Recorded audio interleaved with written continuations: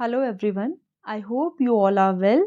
सो आज हम डिस्कस करेंगे HPU PhD entrance exam 2022 and subject रहेगा जूलॉजी।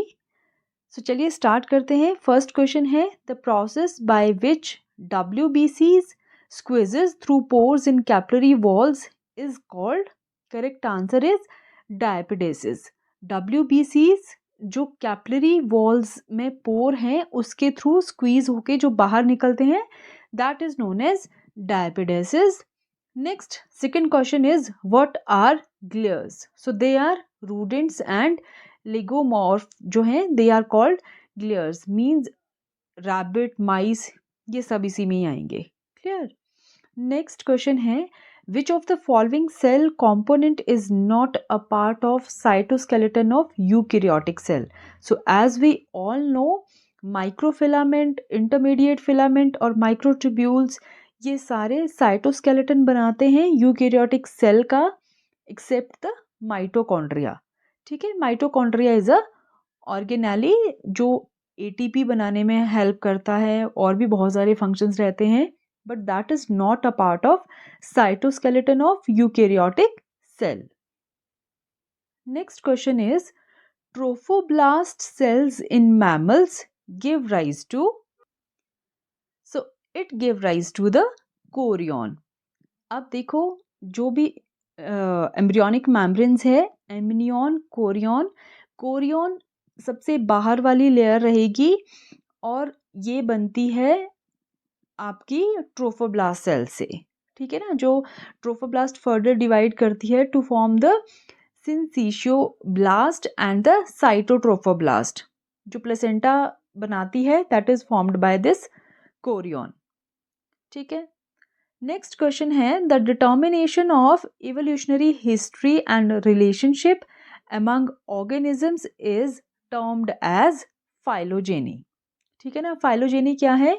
इवोल्यूशनरी हिस्ट्री किसी भी ऑर्गेनिज्म की, कहाँ से उसका ओरिजिन हुआ and relationship among the organism that is termed as phylogeny. Next question है which law of thermodynamics states that entropy of universe always increases। So that is the second law of thermodynamics। Question number 7th है integral protein of plasma membrane are synthesized on which of the cell organelle। So they are synthesized on the rough endoplasmic reticulum। अगला है which of the following is smallest order of class insecta. तो insecta का smallest order आता है जीरोप्ट्रा। ठीक है ना, ये इजी है याद रखना। वैसे भी इसमें ज़्यादा स्पीशीज़ नहीं है, एक ही फैमिली आती है इस ऑर्डर के अंडर एंड ऑलमोस्ट 30 स्पीशीज़ रहेंगी, ज़्यादा इसमें है नहीं। इसको आप ऐसे भी याद रख सकते हो कि इंसेक्टा का सबसे छोटा है तो सबसे छोटा आप 0 से स्टार्ट कर सकते हो। तो zoraptera is the smallest order of class insecta. अगला क्वेश्चन है how the biological oxygen demand gets affected with the increase in presence of organic matter in water। Correct answer is oxygen demand जो है वो भी increase करेगी। Now see what is the biological oxygen demand. It is the amount of oxygen required to digest the organic matter present in the water. Right. So अब देखो biological oxygen demand मतलब अगर organic matter जितना ज़्यादा digest करना है उतना ज़्यादा ऑक्सीजन की रिक्वायरमेंट होगी। सो ऑर्गेनिक मैटर की प्रेजेंस जितनी ज़्यादा वाटर में बढ़ेगी ऑक्सीजन डिमांड भी उतनी ज़्यादा होगी to oxidize the organic matter. Clear. अगला क्वेश्चन है a phylogenetic tree that represents evolutionary time through its branches span is known as chronogram. Answer की में इसका आंसर क्रोनोग्राम है but sometimes it may be the phylogram. अगर evolutionary time का involvement है then it may be phylogram also. अगला question है unit of radio activity are curie. ठीक है, यही थे इन्होंने जिन्होंने डिस्कवर भी किया था radio activity. Next is sodium ions are pumped from a region of lower concentration to the higher concentration in nerve cell of human. This process will be a typical example of which type of transport? That is, as we all know, this is example of active transport. ये आपको क्या कह रहा है कि जो transport होना है that is from a region of lower concentration to the higher concentration, means against the concentration gradient हो रहा है. तो जब against the concentration gradient होगा that will be the active transport. Next question is, the depletion in ozone layer is caused by chlorofluorocarbons. सबसे ज़्यादा जो responsible है डिप्लीशन के लिए ओजोन लेयर में, जो that is the chlorofluorocarbons. Next is, melanotropin is secreted by which part of the our nervous system? So that is pars intermedia. ठीक है. अब देखिए जो पिट्यूटरी है उसके 3 पार्ट्स आएंगे. इंटीरियर पिट्यूटरी जो लोब आता है, फिर मिडल लोब आता है, then is the posterior lobe of the pituitary, that is also known as posterior pituitary. तो जो पार्स इंटरमीडिया है that is the middle lobe of the pituitary, और ये सिर्फ एक ही हार्मोन को रिलीज करती है, दैट इज द मेलानोट्रोपिन. ठीक है. अगला क्वेश्चन है, the equation used for prediction और estimation is known as regression. Question number 16 is, the study of degenerative changes in aging is called gerontology. Question number 17, in humans glycogen is stored in muscles में store होगा, कौन सी muscles में? Skeletal muscles में, and is stored in liver. अगला question है, which one of the following pair of disease is viral as well as transmitted by mosquito? So that is the yellow fever and dengue.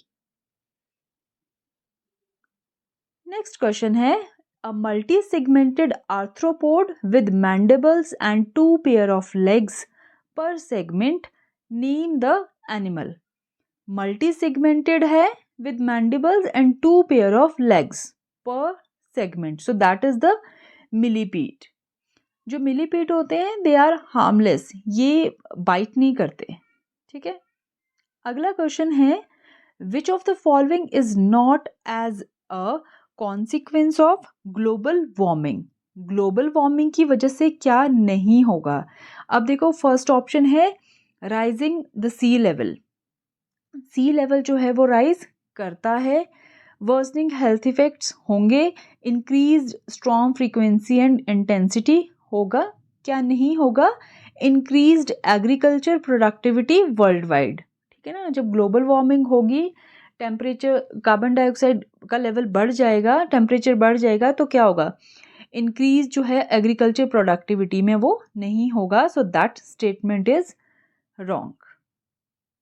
Next question है, a lophophore is used by ectoprocts and brachiopods for, किसके लिए use करते हैं इसको? For the feeding. ये mouth के around present होता है इन ऑर्गेनिजम्स में, and that is the characteristic feeding organ.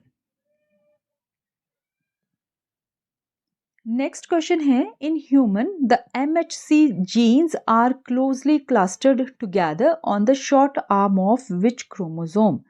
So humans में जो MHC जीन है, मेजर हिस्टोकम्पैटिबिलिटी जीन्स जो हैं, वो कहाँ पे क्लस्टर्ड होती हैं? On the chromosome number 6. ठीक है. ये जो है पॉलीमॉर्फिक जीन है, and these gene cluster the entire human genome. Next is, the radioactive element used to study newly synthesised protein is.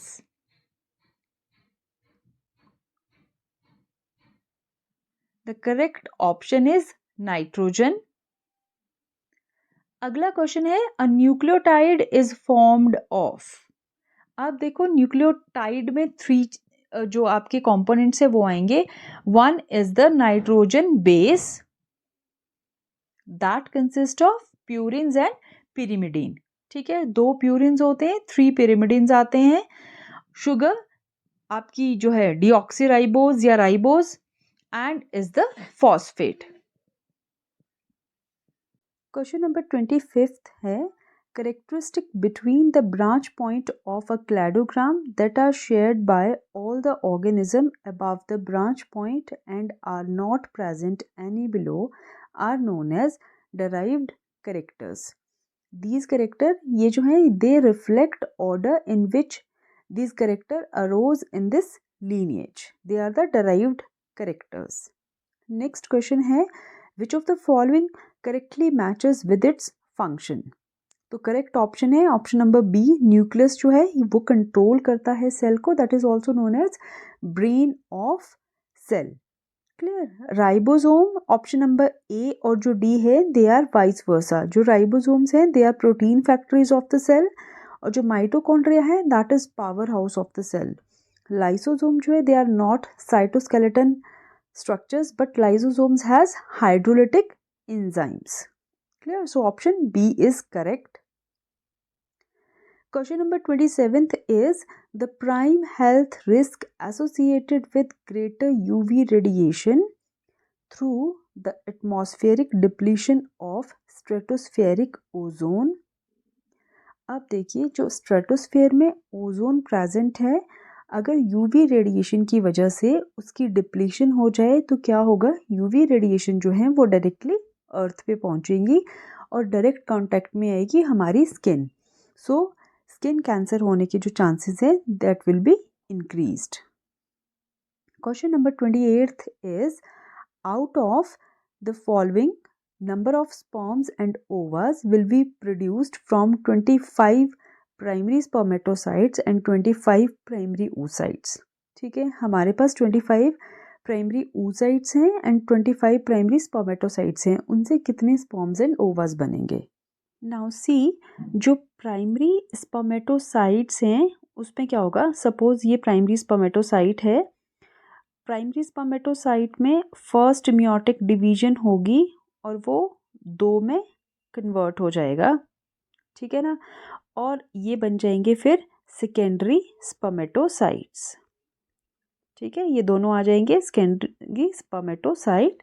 Secondary spermatocyte further divide करेंगे to form spermatid. ठीक है, they are known as spermatid. तो ये कब होगा, now this will be the first meiotic division and this will be the second meiotic division. So एक से कितने बन रहे हैं, 4, तो 25 से कितने बन जाएंगे, multiplied by 4, there would be the 100 sperms. Clear, तो स्पर्म्स कितने हो गए, 100। Now next come to the ovus. अगर हम ओवस की बात करें प्राइमरी oocyte में, सो ओवस जब डिवाइड करेंगे दे will form the secondary oocyte and the first polar body. जो सेकेंडरी oocyte होगा वो थोड़ा साइज में बिग होगा एंड पोलर बॉडी स्मॉल होगी फर्स्ट मियोटिक डिवीजन में, और सेकेंड मियोटिक डिवीजन में ये फर्दर 2 में डिवाइड करेगा, that will be the ooted and second polar body. ठीक है, so primary oocyte secondary oocyte में कन्वर्ट करेगा और फिर ooted बनेगा। तो यहाँ पे क्या होगा कि हमारे पास जो हैं जितने प्राइमरी oocyte हैं फाइनली उतने ही ओवा बनेंगे एंड तक। डिवीजन्स यहाँ भी हो रही हैं, फर्स्ट मियोटिक डिवीजन हुई, सेकेंड मियोटिक डिवीजन हुई, बट ये जो बनेगी वो पोलर बॉडीज बनेगी। ठीक है, तो क्या आया आंसर कि 25 स्पर्मेटोसाइट्स जो हैं वो क्या बनाएंगे, they will form the 100 sperms and 25 ovus. Ovus का नंबर नहीं चेंज होगा। ठीक है, so 100 sperms and the 25 ovus. Clear. Next question is emptied enlarged Graafian follicle of ovary secretes. क्या सिक्रीट करता है ग्राफियन फॉलिकल, ठीक है, so it will secrete the progesterone. Emptied लिखा है, ठीक है ना, तो ग्राफियन फॉलिकल के अंदर क्या होता है, एग। ठीक है, तो एग बाहर निकल गया, जो बचा हुआ ग्राफियन फॉलिकल है उसको अब क्या बोलते हैं, कॉर्पस ल्यूटियम। ठीक है, तो जो कॉर्पस ल्यूटियम है that will secrete the progesterone. ठीक. Next question is anagenesis is, what is anagenesis? It is evolution of new species within a single evolutionary line without branching. कोई भी न्यू स्पीशीज जो है वो फॉर्म होगी इन a single evolutionary line. ठीक है, ये अगर स्पीशीज थी आगे ये इवोल्यूशन जो भी होता गया, बट ऐसे ब्रांचिंग जो है वो नहीं होगी. ठीक है ना, in a single line without branching, that is known as anagenesis. अगला क्वेश्चन है a device through which data and instructions are entered into a computer. So that is input device. I hope all of us know this answer. अगला question है neonicotinoids act on the central nervous system of insects through binding of the, कहाँ वो bind करेंगे? Post synaptic nicotinic acetylcholine receptor. ठीक है ना, nerve endings पे जो होगा और नेक्स्ट जो न्यूरॉन का डेंड्राइट पोर्शन होगा वहाँ पे post synaptic nicotinic acetylcholine receptor.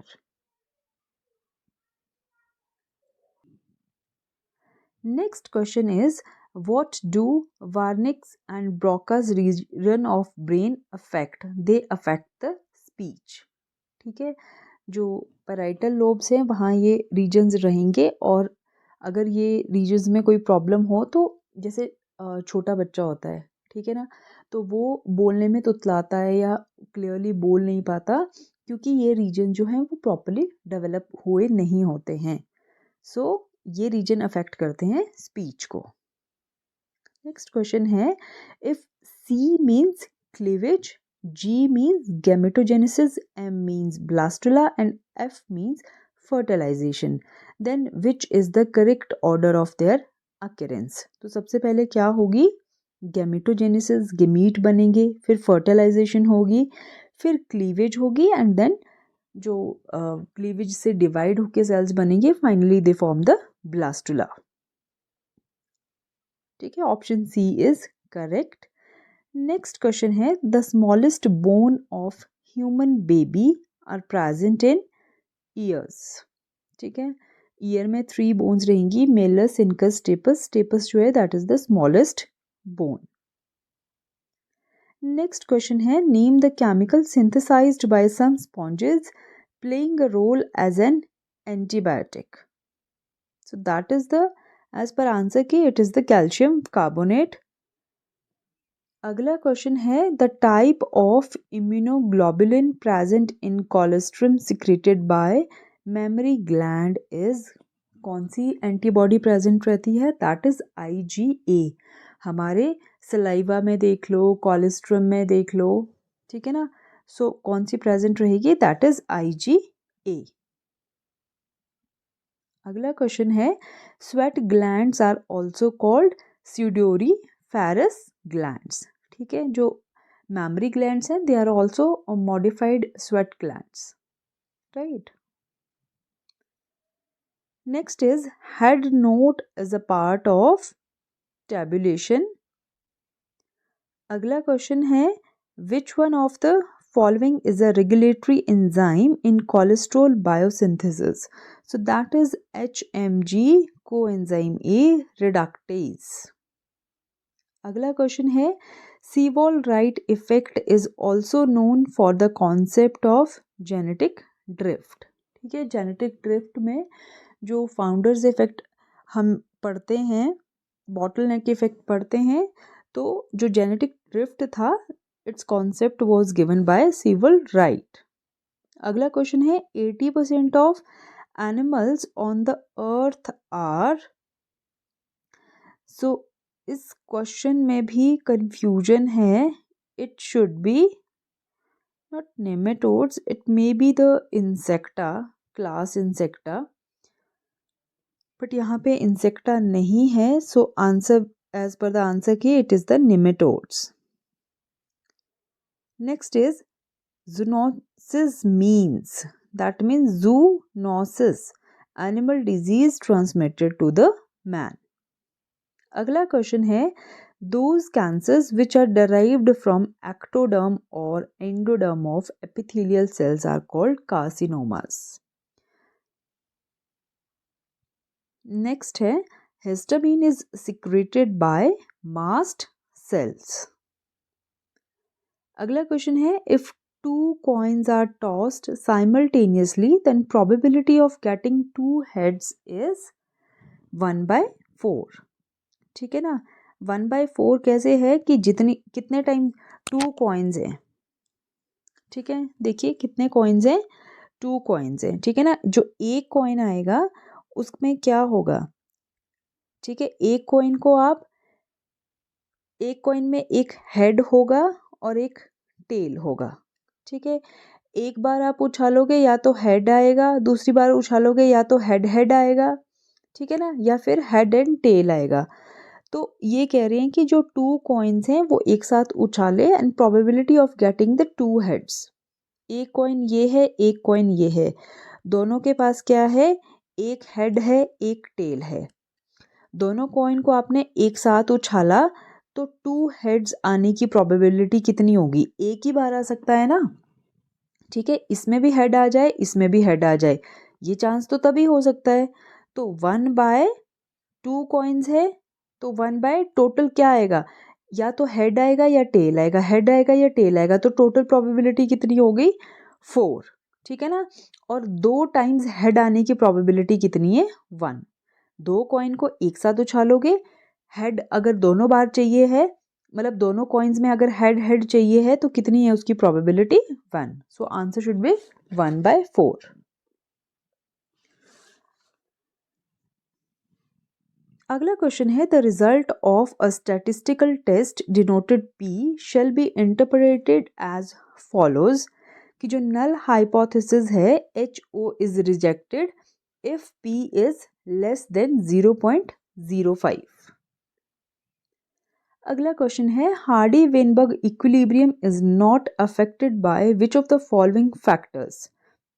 जो हार्डी वेनबर्ग इक्विलिब्रियम था उसके अकॉर्डिंग जेनेटिक रिकॉम्बिनेशन भी नहीं होना चाहिए, पर ऑप्शंस ध्यान से पढ़ना, जेनेटिक रिकॉम्बिनेशन ड्यूरिंग गैमेटोजेनेसिस लिखा है, सो ये अफेक्ट नहीं करेगा, ठीक है ना, रैंडम मीटिंग जो है वो इसको अफेक्ट नहीं करती है, variation due to mutation, natural selection, but genetic recombination effect करता है, बट कब नहीं करेगा, ड्यूरिंग गैमेटोजेनेसिस।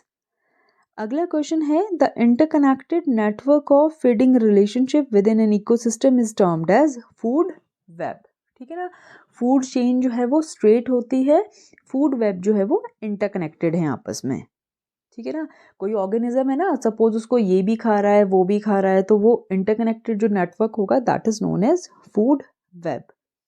अगला क्वेश्चन है DNA synthesis takes place during which phase of interphase, that is a very common answer, very easy answer, that is S phase. अगला question है the type of parthenogenesis which where only males are produced, that is rhinotochy, and it is seen in जो parthenogenesis हम हनी बीज में देखने को मिलते हैं, ठीक है ना, वहाँ पे जो अनफर्टिलाइज्ड एग से एडल्ट बनेगा that will be the male, ठीक है, दैट इज rhinotochy। अगला क्वेश्चन है the competition between animals and environmental factor is called environmental struggle. Question number 53 is which of the following phospholipid is localized to a greater extent in the outer leaflet of membrane lipid bilayer, so that is choline phosphoglyceride। Mostly जो है lipid biomembrane में यही fatty acid जो है वो देखने को मिलेगा। अगला क्वेश्चन है standard error estimate is used to measure the dispersion from the arithmetic mean and the deviation from the average, so answer is both A and B। अगला क्वेश्चन है hybridomas are produced by fusion of lymphocytes and the tumor cells। अगला question है which of the following act as main reservoir of Balantidium coli infection in human beings, so that is pig. अगला question है which where the nectar is converted into honey.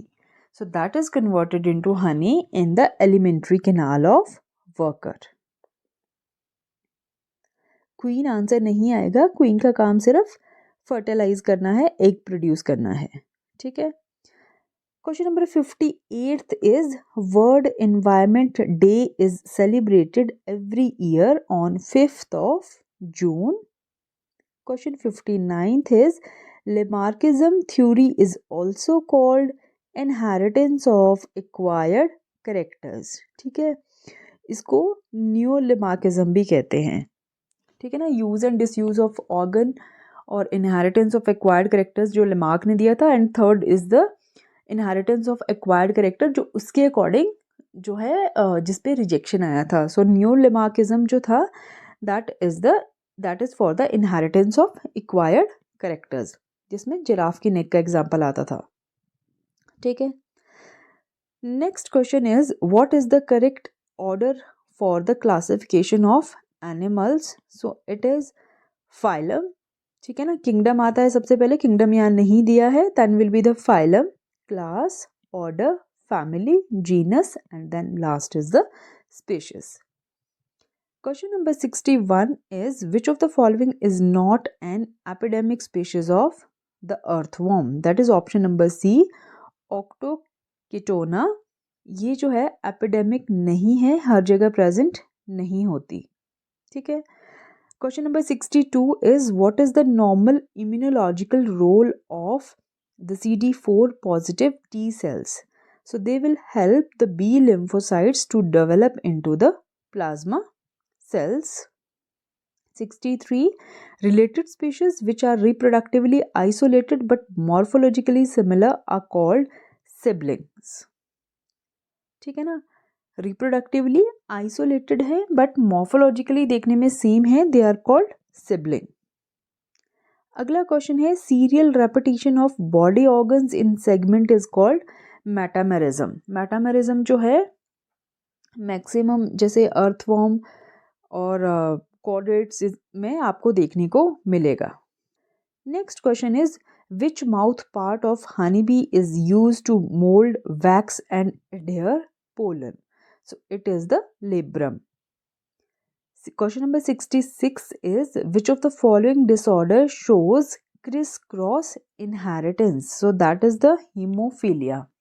Haemophilia recessive X linked disorder है. Criss cross inheritance का मतलब है कि अगर कोई disease father को है तो फादर से वो फिर डॉटर में जाएगी. ठीक है. और डॉटर से वो फिर ग्रैंडसन में जाएगी. ठीक है. इस डॉटर का जो सन होगा तो ऐसे जाएगी. That is known as criss. अगर कोई डिजीज़ मदर को है तो वो फिर उसके सन को होगी एंड फर्दर उसकी ग्रैंड डॉटर जो होगी उसे होगी. ठीक है. So that is known as criss cross inheritance. Clear. Next question. A child suffer from erythroblastosis fetalis if the mother is Rh negative and the father is Rh positive. ठीक है ना. Father का blood group doesn't matter but mother अगर Rh negative है और जो foetus है, option में वैसे ये फीटस होना चाहिए था, अगर फीटस Rh पॉजिटिव है सो जो न्यूबॉर्न बेबी होगा, जो मतलब फीटस होगा, उसको जो है RBC का डैमेज बहुत ज़्यादा हो जाता है एंड ही बिकम एनीमिक या उसकी डेथ भी हो जाती है. So that is known as erythroblastosis fetalis foetus में. ठीक है. Next is bubonic plague is transmitted by which of the following insect. So that is fleas. Rat flea जो होता है Xenopsila उसे कहते हैं. It will spread the plague. Question number 69 is in circulatory system maximum surface area is seen in capillaries. Capillaries जो हैं वो interconnected network की तरह हैं, सबसे ज़्यादा स्प्रेड होती हैं, हर एक सेल के पास जाएंगी. ठीक है ना. और एक्सचेंज करने में हेल्प करेंगी, फूड डिलीवर करेंगी, ऑक्सीजन देंगी और सेम रिटर्न भी लेंगी. सो मैक्सिमम सरफेस एरिया जो रहता है वो किसके पास रहता है सर्कुलेटरी सिस्टम में? To the capillaries. Next question is compounds having same structural formula but differing in spatial configuration are known as the stereoisomers. जो stereoisomers होंगे उनका molecular formula same होगा but they will differ only in how their atoms are arranged in three-dimensional space. So that is the stereoisomerism. Next question है the curve obtained by joining the points whose x coordinate are the upper limits of class intervals and y coordinates are corresponding cumulative frequencies is called OGIF. ठीक है. So ये जो है it will give the frequency distribution graph of a series. Next question is what type of protein is RAS? So it is a small monomeric GTPase switch protein. अगला question है a symbiotic relationship where one species benefit and other is harmed is parasitism. ठीक है ना. Mutualism में दोनों species जो है benefit होंगी, कमेंसलिज्म में एक बेनिफिट होगा, दूसरी को ना बेनिफिट होगा ना हार्म होगा. यहाँ पे इन्होंने क्लियरली मेंशन करा है कि other species get harmed, so that is possible in the parasitism. Next question है cholesterol is present in all the following except egg white. Egg का जो वाइट वाला पोर्शन है that is proteinaceous in nature, और जो yolky part central part जो yellowish रहता है उसमें कोलेस्ट्रॉल होगा, एग वाइट में नहीं होगा. Question number 75 is common features between Porifera nidaria, Ctenophora and Platyhelminthes is what? Absence of coelom. अब देखिए बाकी ऑप्शंस भी देख लीजिए. बायलेटरल सिमेट्री जो है वो पॉरीफेरेंस, निडेरियन और टीनोफोर्स में नहीं मिलेगी, वो प्लैटीहेल्मिंथिस से स्टार्ट होगी. ठीक है. और जो यू मेटाजोन्स हैं ये आंसर भी करेक्ट नहीं है क्योंकि पॉरीफेरा इसमें नहीं आएगा. टिश्यूज जो हैं वो भी नहीं आएगा क्योंकि पॉरीफेरेंस में सेलुलर लेवल ऑफ ऑर्गेनाइजेशन है. सो इन सब में एब्सेंस ऑफ सिलोम है. जो स्यूडोसिलोम है वो एस हेल्मिंथिस से आना स्टार्ट होगा. ये जितने भी फाइलम दिए हैं इनमें एब्सेंस ऑफ सिलोम देखने को मिलेगा. अगला क्वेश्चन है amphibians share with reptiles all of the following characters except external fertilisation and indirect development. ठीक है. तो एम्फीबियंस और रेप्टाइल्स जो हैं वो एक जैसे रहते हैं एक्सेप्ट द दिस कैरेक्टर, क्योंकि रेप्टाइल्स में जो है इंटरनल फर्टिलाइजेशन देखने को मिलेगी. Ichthyology is the study of fishes. Pollination by insect is called entomophilia. Entomology is the study of insect. तो उसके द्वारा जो pollination होगी that is known as entomophilia. African sleeping sickness is caused by Trypanosoma gambins. Oxytocin and ADH hormones are basically secreted by neurosecretory cells of hypothalamus. ठीक है.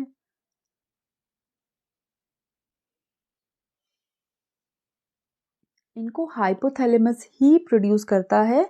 सिर्फ ये posterior lobe of pituitary के पास स्टोरेज के लिए आते हैं. फाइनली इनका जो रिलीज होना होता है वो पिट्यूटरी से होगा. मैन्युफैक्चरिंग जो है इनकी वो हाइपोथैलेमस में ही होती है. So that is all about the paper. I hope कि इस पेपर का डिस्कशन करने से आपको हेल्प मिलेगी. सो अगर वीडियो अच्छी लगी हो तो चैनल को लाइक और सब्सक्राइब कर दीजिएगा. Thank you. मिलते हैं एक न्यू वीडियो में. Take care. Bye bye.